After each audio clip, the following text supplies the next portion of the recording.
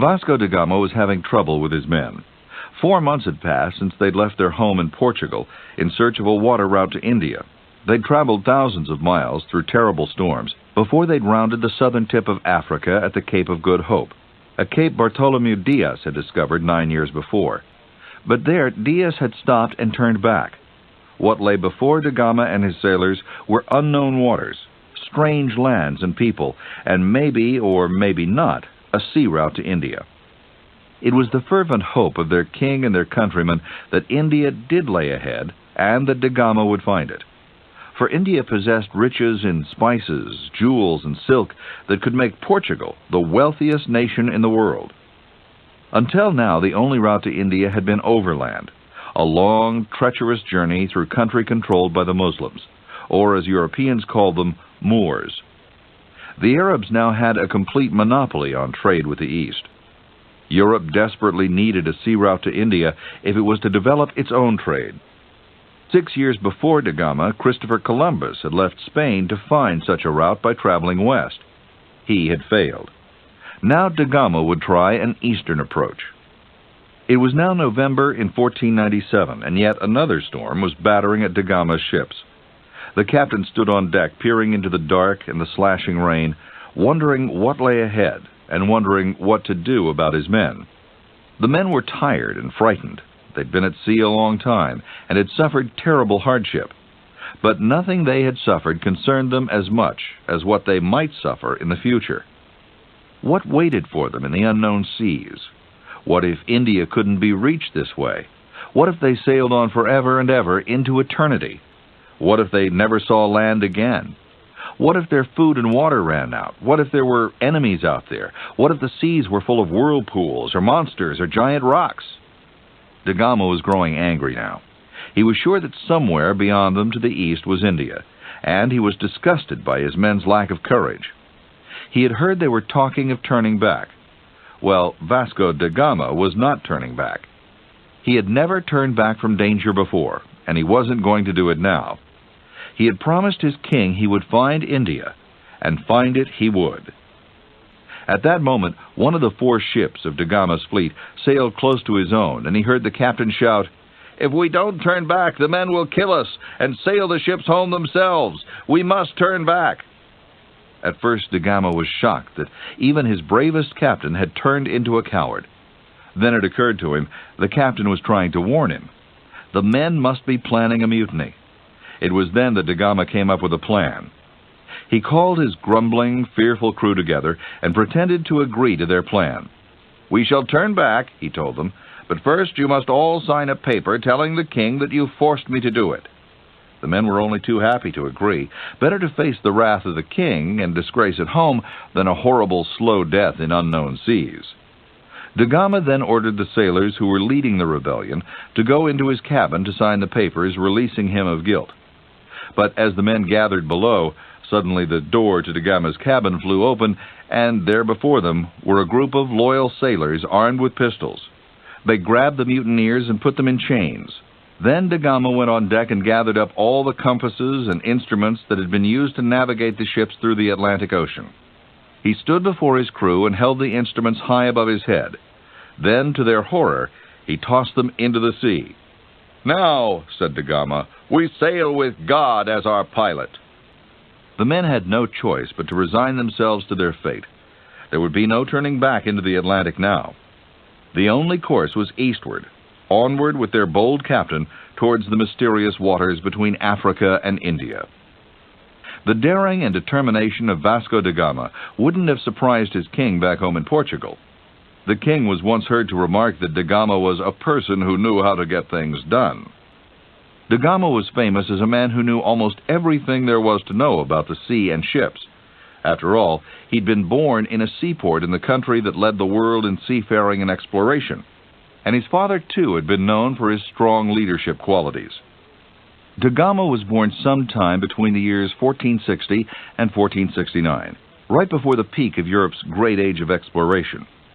For the next 30 years, navigators from Western Europe would search all along the Atlantic shores of Africa for a sea route to India, and a few, like Columbus and Magellan, would even venture westward across the Atlantic, not expecting to find the continents of the Americas to be in their way. Da Gama was in his 20s when all of Portugal rejoiced at the return of Bartholomew Dias from the Cape of Good Hope at Africa's southern tip.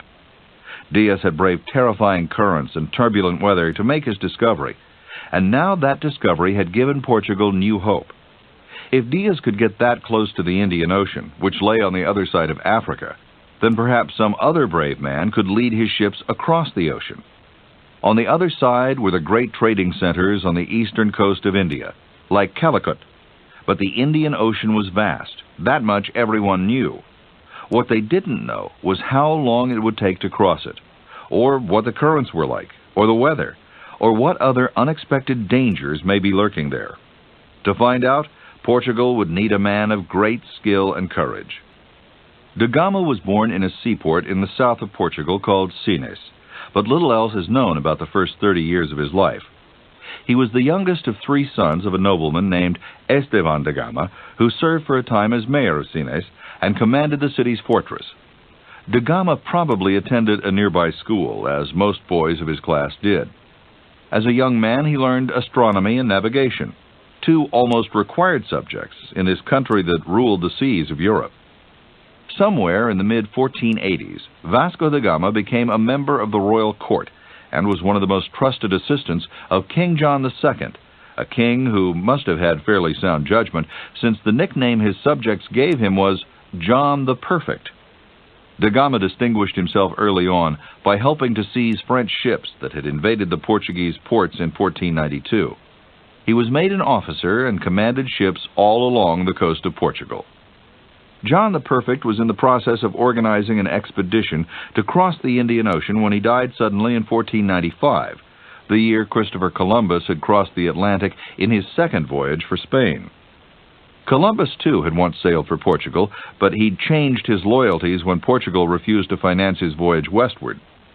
Although Columbus hadn't yet found a route to India by heading west, there was always the possibility he might, and Portugal was feeling more anxious than ever to try and beat him by finding a route eastward. After John the Perfect died, King Manuel I ascended to the throne of Portugal.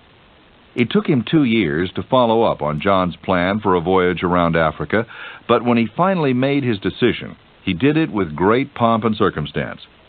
At a ceremony at his summer castle near Lisbon, he gathered together all the elegant priests, nobles, and state officials, and grandly announced he was sending out a fleet to find a sea passage to India. That sea route would hopefully accomplish 2 things.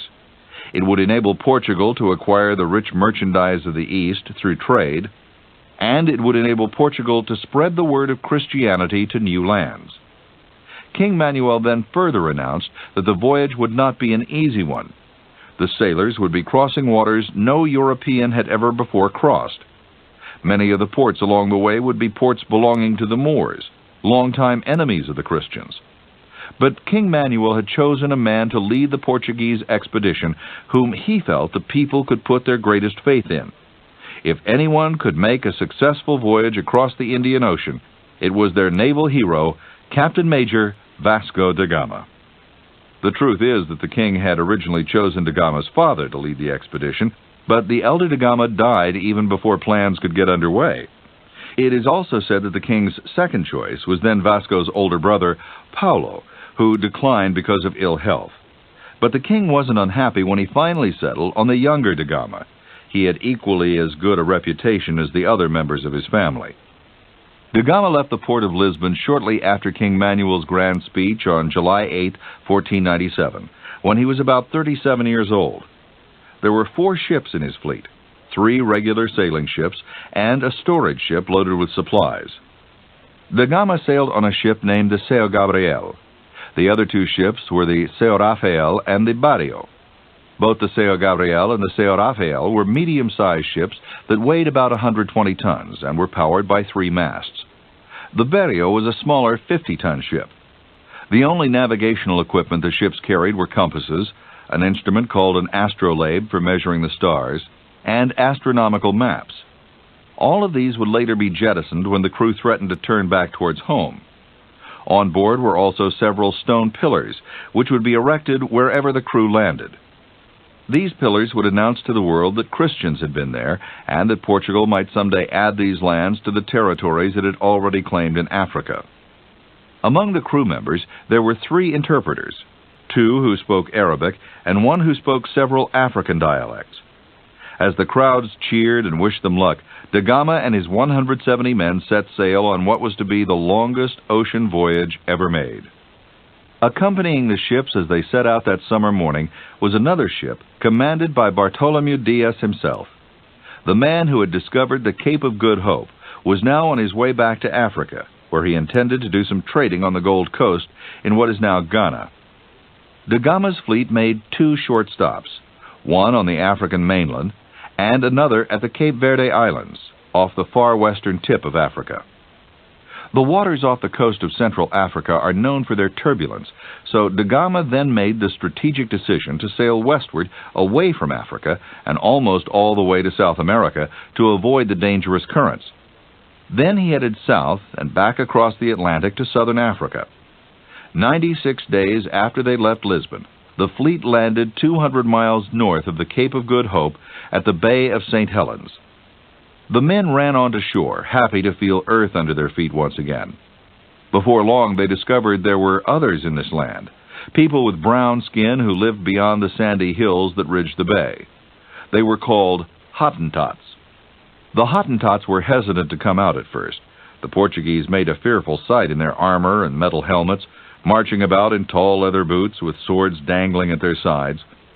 But after a few days of observing the sailors as they gathered wood and other supplies, the Hottentots ventured closer and happily accepted the trinkets da Gama offered them. One sailor, a man named Ferneo Veloso, decided he wanted to return over the hills with the natives and get a look at their village. Da Gama didn't like the idea. They still knew very little about the natives, and he had no desire to lose one of his best soldiers in the African wilderness. Da Gama finally relented when his brother Paulo, who had come along as captain of one of the ships, encouraged him to let Veloso explore. Only a few hours later, Veloso was back, scurrying down the hills with several natives chasing him, all armed with wooden spears. Veloso was wounded in the leg, but da Gama's men were able to row him out to his ship before further damage was done. When teased about how he'd come down the hill much faster than he went up it, Veloso cheerfully replied, "Well, of course, I suddenly realized you fellows could never get along if anything happened to me." That was the end of the short friendship between the Portuguese and the Hottentots of St. Helens Bay. The next morning they set sail again, and 6 days later they rounded the Cape of Good Hope and landed in what is now South Africa. They spent 2 weeks gathering supplies and transferring the goods from their storage boat onto the other 3 ships so the storage boat could be left behind. Another group of Hottentots appeared from the hills, but this time the relationship was friendly from beginning to end. When the sailors embarked again, the Hottentots stood on shore playing farewell songs with their flutes, which the Portuguese answered with their trumpets. Then all broke into a dance, the Hottentots on land and the sailors on shipboard. In the middle of December, da Gama's crew arrived at the farthest point reached by Bartholomew Diaz 9 years earlier. From here on in, they were in uncharted waters. It was at this point, out at sea again after so many months of travel, and headed into the unknown, that da Gama had to quell the rebellion of the sailors who wished to turn back. With everything back under control, he worked his way eastward until he rounded the tip of Africa, and then the fleet headed north along its eastern shores, stopping now and then to explore unknown lands and to leave one of their stone pillars. Whenever they landed, they were met by more Hottentots or by tribes of Zulus, all of whom offered them food, water, animal skins, and ivory in exchange for trinkets the sailors had brought from home. Finally, in March 1498, the Portuguese came across a different type of civilization, one where the people lived in attractive white houses and were fully clothed like Europeans. They had finally stumbled upon the great trading centers of their enemies, the Moors. The first Muslim colony the sailors encountered was in Mozambique, but in a strange twist of fate, neither people recognized the other as their enemies. The Sultan of Mozambique presumed the sailors were followers of Muhammad, and the sailors presumed these civilized-looking tradesmen must be Christians. For a while, all was well. But then da Gama asked the Sultan if he could supply some men to guide his fleet through the Arabian Sea, the northern section of the Indian Ocean. Once these men were on board, they soon realized that the sailors were Christians and they deserted. When da Gama heard the Sultan was now planning an attack on his fleet, he quickly sailed onward. Perhaps he thought he could find guides at another port along the way. The next stop was Mombasa, but there was no friendly welcome waiting for the sailors there either. Instead, the Moors launched plans to seize the Portuguese ships, and da Gama was forced to level their waterfront with his ship's cannons. Weary, the sailors traveled on to the next port, Melindi, the largest Arab port in East Africa, located in what is now Kenya. Here, the Sultan had already heard about the large cannons the Portuguese were carrying, and so he readily supplied them with food and, more valuable yet, an elderly man named Ibn Majid, who was the finest navigator of the Arabian Sea. It was the Arab Ibn Majid who successfully guided da Gama and his fleet across the waters of the Indian Ocean and up the coast of India to the great city of Calicut. When they first spotted the shadowy lands of India, the crew knelt down on the deck and thanked God for bringing them safely to their goal. 314 days had passed since the ships had left Lisbon, but they had fulfilled their promise. They had opened a sea passage for Portugal and all of Europe to the rich lands of the East. Now they had only to collect their bounty and return home the way they had come. For 1 day and 1 night, the ships cruised the coast of India, scanning the wide, sandy beaches of its shores. Then, on May 20th, 1498, they arrived at Calicut. In its harbors, there were many ships with brightly colored sails. Sailors were loading and unloading cargoes filled with the spices, silks, and jewels that had made India famous throughout Europe. Da Gama and his men were eager to have their share. They disembarked, erected one of their stone pillars to prove they had reached India, and marched hopefully into town to make arrangements for trade. What da Gama had not been counting on was the Hindu king of Calicut, a conflicted, ambivalent ruler named Zamorin, who wasn't quite sure what to do about da Gama. At first, the Portuguese made the same mistake they'd made with the Arabs on the African coast. They mistook the Hindus for Christians, but soon they recognized that Zamorin and his people followed yet another faith, so any hope of approaching them as brothers was abandoned. Da Gama got off to a bad start when he presented Zamorin with gifts brought from Portugal, which the Hindu leader considered worthless. The gifts were suitable for Africa, but the Portuguese, knowing little of India, had underestimated how culturally refined it was. Da Gama then presented Zamorin with his proposal that they conclude a trade agreement between their two countries. Zamorin liked the idea of establishing trade with Portugal, a country that da Gama assured him was the most powerful country on earth. Da Gama had promised that, in exchange for India's riches, Portugal would send ships loaded with far better goods than his ships had come with, things like gold, silver, and elegant cloth. This sounded much better to Zamorin, but unfortunately he had politics to deal with. Arab merchants in Calicut had no desire to share their wealth with a Christian king. For many years they had been sending spices and jewels to Europe over the slow, dangerous land route. It was obvious to them that da Gama had discovered a far better route, a sea passage that might put them out of business. So they pressured Zamorin to arrest him. He was a pirate, they said, with a secret plan for sacking the city. His letter from his king was a sham. Anyone could have written and signed it. Zamorin had no idea whom to believe. On 2 different occasions, he invited da Gama and his crew to the palace, where he held a gala celebration for them. Then, on a 3rd occasion, he threw da Gama and 13 of his men into prison at the insistence of the Arabs. He released them only after da Gama's brother, Paulo, and the other captains still on the ships threatened to put their cannons to use. In the end, da Gama managed to convince Zamorin of his sincerity. He sailed from Calicut on August 29th, his ship's holds bulging with cinnamon, cloves, ginger, nutmeg, pepper, and precious jewels. On board were half a dozen Hindus, one of whom Zamorin had sent as his official ambassador to Portugal. The others were invited so that King Manuel could learn about their customs and beliefs. The trip back to Lisbon was long and difficult. This time the fleet was sailing against the wind. It had taken them 23 days to cross the Arabian Sea to India, but it took them 3 months to cross it back to Africa. As the ships headed into the southern parts of the Indian Ocean, a dreadful case of scurvy hit the crew. So many men were lost that da Gama had to burn one of his own ships, the São Rafael, for lack of a crew to handle it. Now only 2 of the original 4 vessels remained, and of the 170 men who had left Portugal, there were now only 55. After the 2 ships rounded the tip of Africa and headed into the Atlantic, they were battered by storms and became separated at sea. They never found each other and returned to Lisbon separately, almost 2 months apart. Da Gama made a side trip to the Azores, where he spent some time recovering from the death of his brother Paulo, who died on the islands of consumption. The first ship, the Berrio, staggered into the port of Lisbon at the beginning of July in 1499. Da Gama's ship, the São Gabriel, arrived September 9th, after a journey of 2 years and nearly 24,000 miles. The entire city came out to meet da Gama, and the celebrations continued for days. King Manuel was pleased with the riches they'd brought back. He was delighted with his Hindu ambassador from India, and all of Portugal was proud and excited that they had found the very first sea route to the lands of the East. Da Gama was well rewarded. He was given money, an annual pension, the title of Dom, which is equivalent to the English Sir, and a parcel of land. Only a year later he married a noblewoman named Catherine de Atade, and together they had 6 children, all of them boys. Da Gama, however, was not the type to settle into a comfortable domestic life in the suburbs of Lisbon.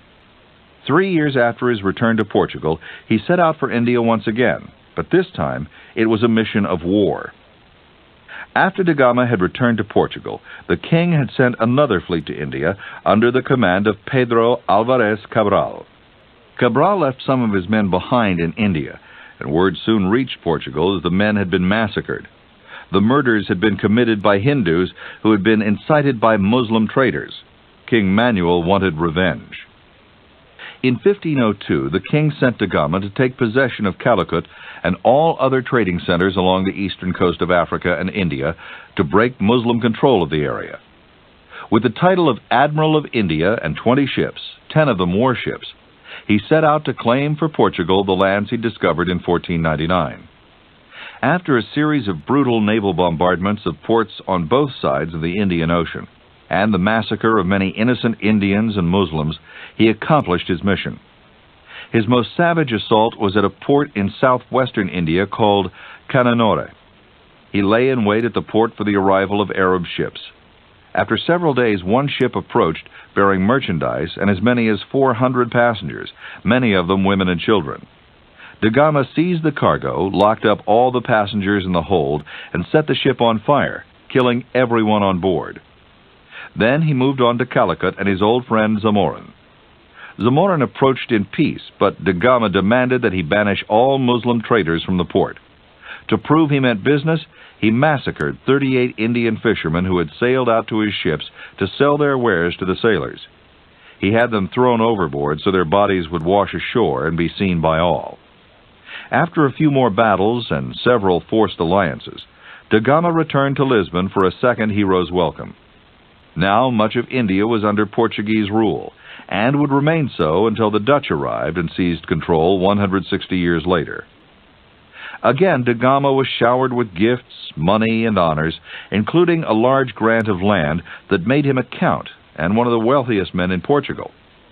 As part of his privileges, he was entitled to collect taxes and rents in 2 Portuguese towns. Apparently, da Gama was dissatisfied with his rewards and felt he deserved even more. In particular, he wanted the leadership of his hometown, Sines. After a few years of debate, he was awarded Sines as well, and once again he was on friendly terms with his government. Da Gama became an important advisor to the king on India, and divided his days between duties at the royal court and time spent with his family on his private estate. Still, da Gama's days of travel were not over yet. After da Gama's second trip to India, King Manuel died and was succeeded by John III. The new monarch sent da Gama back to India in 1524 as viceroy, or governor, of all the territories he'd won for Portugal on his second trip. His assignment was to establish some sort of administrative order in India, a task that was almost as difficult as his famous crossing of the Indian Ocean. Da Gama was organizing his administration in the city of Cochin in India when he died on Christmas morning, 1524, at about the age of 64, from an unknown illness. He was buried at a Christian monastery in Cochin, but 11 years later his body was exhumed and sent back to Portugal, where it was interred in a church on the estate he'd been given by his king. Vasco da Gama, like almost all explorers and conquerors of the 15th and 16th centuries, was a man who made a dramatic impact on history, but whose behavior and actions are difficult to accept when viewed from a modern perspective. In the context of his own times, he behaved no better or worse than others of his class and culture. He was a man of enormous courage and skill, and a man of deep prejudice, capable of merciless brutality. He was a man devoted to God and his church, loyal to his king and country, and with no regard or tolerance of other religions, races, or cultures. He was, in short, a typical 15th century European. What was not typical was what he accomplished. He was the very first European to travel by sea to India.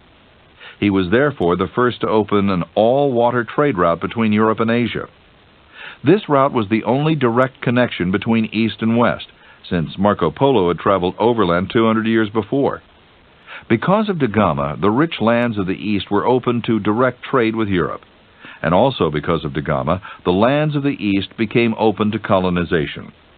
He laid the foundation for the vast Portuguese Empire that included colonies in Africa, India, and the Spice Islands.